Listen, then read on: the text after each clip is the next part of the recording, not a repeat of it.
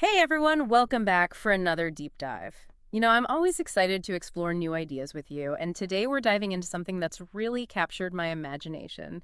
It's called parasociology. Parasociology. Yeah, have you heard of it? It's a term coined by this author, John Gold, and he lays it all out in his book, Spooky Success. Okay, spooky success. I like the sound of that already. What's the basic idea? Well, basically, he argues that there are these unseen forces at play that influence our lives, especially when it comes to achieving success. Unseen forces, so kind of like a mystical element to success. It is kind of mystical. He actually calls it paranormal sociology, which I think is a pretty intriguing way to put it. That's definitely grabbing my attention. So where do we start with this? Well, we're going to be focusing specifically on chapter 3 of his book. It's called The Universal Fabric and You. Hmm. The universal fabric in you sounds deep. It is. It's all about how we're interconnected with everything in the universe and how understanding this connection can impact our lives and even our success. Okay, I'm starting to see where this is going. Hmm. So how does he explain this whole idea of unseen forces and interconnectedness? He uses a really interesting analogy. An analogy. Okay, I love a good analogy. He compares these unseen forces to things like dog whistles and radio waves. Dog whistles and radio waves. Interesting. Right. Think about it. We can't hear a dog whistle, but a dog can. Yeah, makes sense. It doesn't mean the sound isn't there. It just exists outside our range of perception. Ah, I see what you mean. So it's like there are these forces and energies operating all around us, but we're just not turned into them. Exactly. And he says it's the same with radio waves. We can't see or hear them, but they're everywhere carrying information and connecting us to the wider world. So he's saying there might be all sorts of energies and information influencing us that we're just not consciously aware of. That's the idea. Yeah. And he even suggests that children might be more attuned to these unseen realms before societal conditioning kind of dulls our sensitivity. Makes you think about how kids often have imaginary friends or how they seem to pick up on emotions more easily. Right, maybe they haven't fully lost that connection to the unseen. That's a fascinating thought. And how does this tie into Stooky success? Is that what he calls it? Yeah, spooky success. He seems to believe that people who achieve this kind of success haven't lost that connection to the unseen. They have this unwavering faith in their goals and a really strong intuition. So it's not just about setting goals. It's Yeah. about trusting that gut feeling and having the courage to act on it. It seems like it's a combination of both, having that belief and then taking action. And he uses some really compelling personal stories to illustrate how this works. Ooh, stories. I love stories. What kind of stories does he tell? Well, one that really stuck with me was about his grandfather's survival at Dunkirk during World War II. Dunkirk. That was a pretty harrowing event. It was, and statistically speaking, his grandfather should have been killed, but somehow, amidst all the chaos, he survived. So he's attributing his grandfather's survival to this connection to the universal fabric. It seems like it. He sees it as a moment where his grandfather unknowingly tapped into something larger than himself that guided him to safety. Okay, now that is spooky. It's like all those seemingly random events, those near misses, were actually orchestrated to lead to his survival. Right, and he argues that this kind of interconnectedness influences our lives in ways we can't even begin to fathom. So this universal fabric idea, is it like a web that connects everything and everyone? That's a good way to put it. He says that even small actions can create ripples through this fabric and lead to unexpected outcomes. He gives another example about helping one of his students achieve a better grade. Okay, so how does helping a student with their grades connect to this larger concept? He argues that this small act of mentorship could have a ripple effect on that student's life. A ripple effect. Yeah, leading them to achieve things they might never have thought possible.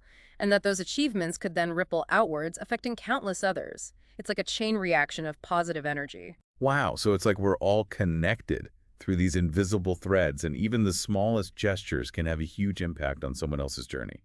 That's the idea. But he's also realistic about the fact that the world isn't all sunshine and rainbows. Yeah, I was just thinking about that. If everything is interconnected, how does he explain all the suffering and tragedy in the world? That's a great question. And he doesn't shy away from the tough stuff. He even talks about things like the Holocaust to illustrate the darker side of humanity. So how does he reconcile those events with this idea of a benevolent, interconnected universe? He seems to believe that we need to develop mental toughness and resilience to navigate those darker aspects of life. He compares it to the formation of diamonds. Diamonds. Yeah, they're created under immense pressure, and it's that pressure that transforms them into something beautiful and strong. He's saying that our challenges, our setbacks, they can be like that pressure shaping us into something more resilient. Okay, I see the analogy. Yeah. So it's not about avoiding challenges, but learning how to grow from them. Exactly. And he talks about the importance of becoming our own best friend, of cultivating self-compassion and learning how to reframe negative experiences. So it's about shifting our perspective from seeing ourselves as victims to seeing ourselves as empowered individuals who can learn and grow from any situation. And not just individuals, but individuals who are part of this larger interconnected web of life where even our struggles can contribute to something greater. This is getting really deep. Yeah. So if we're all woven into this universal fabric and our actions have ripple effects, how do we navigate this reality? How do we tap into this spooky success and make the most of this interconnectedness? Those are great questions, and they lead us to the next part of Gold's book where he starts to delve into some really interesting and practical advice. But before we get there, we need to take a quick break. Okay, sounds good. I'm ready to hear more about how to tap into this spooky success. Okay, so before the break, we were getting into some pretty mind-bending stuff with this whole universal fabric idea and how it connects to spooky success. You were about to tell me about some more of Gold's personal experience. So, Oh, yeah, he has some wild stories. Remember how we were talking about his dream about Wellington, New Zealand? yeah, that was pretty freaky how it coincided with his student being there at the same time. Exactly. So he's lying in bed having this vivid dream about being in Wellington, and then boom, he wakes up to an email from a former student. No way. What are the chances? Right. And the student just happened to be in Wellington at that very moment. Okay, that is beyond coincidence. What did Gold make of it all? He saw it as a sign that distance is basically irrelevant at the subconscious level. So, like, our minds can connect across continents even without us realizing it. That's what he's suggesting. And if you could connect with someone on the other side of the world through a dream, just imagine what other possibilities might be out there. That's pretty wild. Does he have any other experiences that back up this idea? Oh, yeah, he's got a whole bunch of them. Huh? But there's another one that really stands out. It's about the Japanese tsunami back in 2011. Oh, wow. That was a devastating event. It was, and get this, Gold was jolted awake at the exact moment the tsunami hit, Yeah. even though he had no personal connection to Japan whatsoever. Hold on, are you serious? He just woke up out of nowhere when the tsunami struck. Yep. It's like his subconscious was picking up on this massive energy surge happening thousands of miles away. That's giving me goosebumps. It really makes you question everything we think we know about time and space. But okay, if we're all truly connected, like this, doesn't that raise some ethical questions too? Oh, absolutely. It's something Gold grapples with throughout the book. Because if our actions have these ripple effects, like he's suggesting, are we responsible for the unintended consequences? That's the big question, isn't it? Hmm. And it's not an easy one to answer. But I think Gold would say that recognizing our interconnectedness comes with a certain level of responsibility. So it's not just about achieving our own spooky success. It's about understanding how our choices impact the whole web of life. Exactly. It's like that old saying, no man is an island. We're all part of this intricate tapestry, and our actions create ripples that extend far beyond ourselves. It really puts things into perspective, doesn't it? Instead of just focusing on our own little bubble, we need to start thinking about the collective good. I think that's a core message in Gold's work. It's about expanding our awareness beyond ourselves and recognizing that our well-being is intertwined with the well-being of everyone and everything around us. I like that. It's a really empowering idea, too. Because if we're all connected, then maybe we have more power to create positive change than we realize. Absolutely.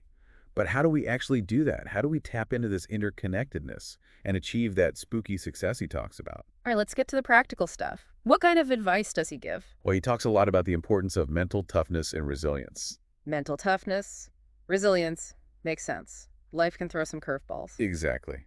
And Gold says we need to learn how to roll with the punches to become more like a lion who ignores the flies buzzing around. I love that analogy. Don't sweat the small stuff, right? Right. He also compares the challenges we face to the impact craters that cover the Earth's surface. Impact craters. Okay, I'm intrigued. So those craters, they're signs of the planet's journey, right? Even though most of them are hidden, they're still a part of its history. And Gold says it's the same with our challenges and setbacks. They're part of our story. They shape who we are. Exactly. And he encourages us to see them not as failures, but as opportunities for growth, to become our own best friends, Yes. just cultivate a positive internal dialogue, to reframe those negative experiences and focus on finding solutions. It's like having that inner cheerleader who's always rooting for us. That's a great way to put it. And Gold emphasizes that this positive mindset isn't just about feeling good. It's about aligning our beliefs and actions with our goals. It's about trusting the process even when things get tough. Okay, so how do we cultivate that trust, especially when faced with setbacks and uncertainty? That's where the importance of self-compassion comes in. It's about being kind to ourselves, allowing ourselves to make mistakes and learning from them. It's about recognizing that we're all works in progress. It's like giving ourselves permission to be human. Exactly.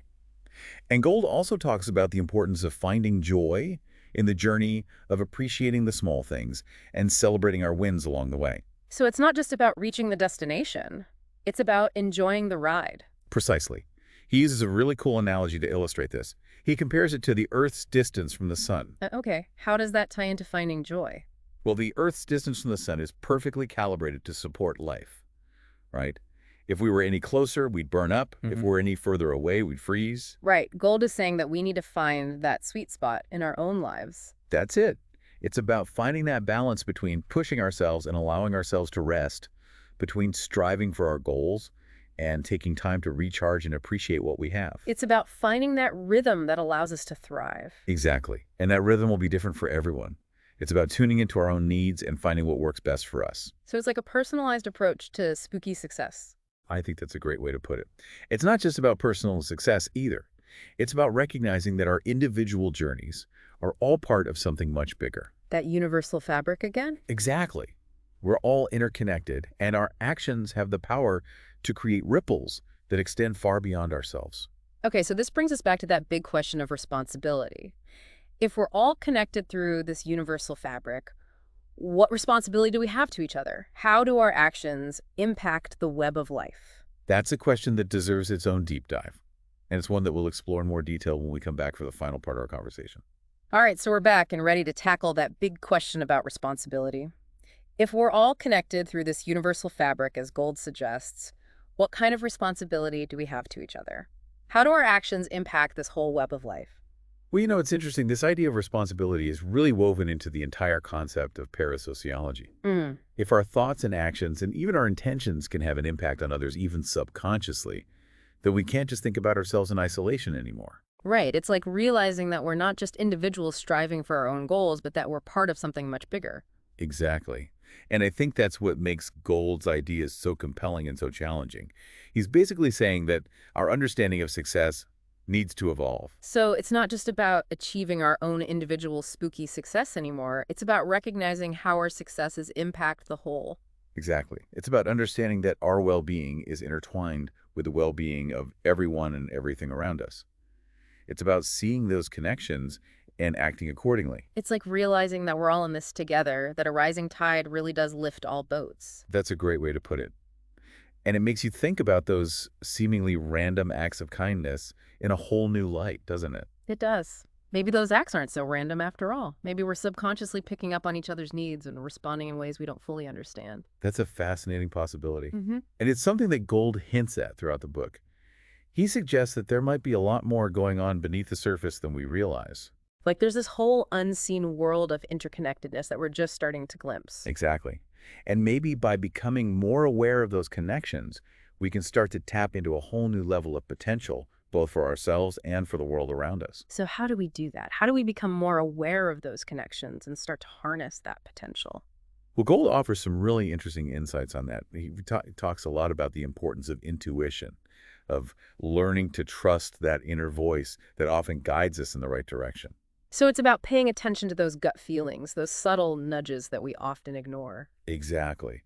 He believes that our intuition is like a compass that's always pointing us towards our true north, but we have to learn to listen to it. And that can be tough, especially in a world that often prioritizes logic and reason over feeling and intuition. It's like we've been conditioned to distrust our own inner knowing. In a way, yes. But Gold encourages us to reclaim that connection to our intuition, to start paying attention to those subtle whispers of the universe and see where they lead. So it's about becoming more mindful, more present, more attuned to those subtle energies that are always flowing around us. Exactly. And the more we do that, the more we open ourselves up to those spooky success moments, those synchronicities, those seemingly impossible coincidences that guide us towards our goals and help us create a better world. It's like we become co-creators of our reality both individually and collectively. That's the invitation that Gold extends to us, to step into a role of conscious creators, to recognize that we have far more power than we realize to shape our lives and the world around us. That's a really empowering thought. But it also comes with a sense of responsibility, doesn't it? If we have that much power, then we need to use it wisely. Absolutely. And I think that's where the concept of interconnectedness becomes so important. When we recognize that our actions have ripple effects that extend far beyond ourselves, we start to make different choices. We start to think about the collective good, not just our own individual gain. So it's about finding that balance between personal ambition and social responsibility. Exactly. It's about understanding that true success isn't just about what we achieve for ourselves, but about how we contribute to something larger than ourselves. It's about recognizing that we're all in this together and that our individual journeys are all intertwined. And when we start to live from that place of interconnectedness, that's when the real magic starts to happen. Yeah. That's when we open ourselves up to a world of spooky success, a world where anything is possible. Well said. And on that note, I think it's time to wrap up this deep dive. It's been a fascinating journey exploring these ideas with you. It really has, and I hope it sparks some new thoughts and ideas for our listeners as well. Me too.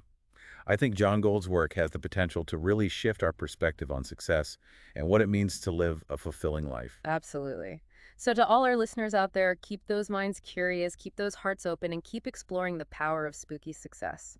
You never know what amazing things you might create. And remember, you're not alone in this journey. We're all connected in ways we're only just beginning to understand. So let's support each other, let's learn from each other, and let's create a world that's full of spooky success for everyone. Thanks for joining us. Until next time, keep exploring, keep connecting, and keep believing in the power of the unseen.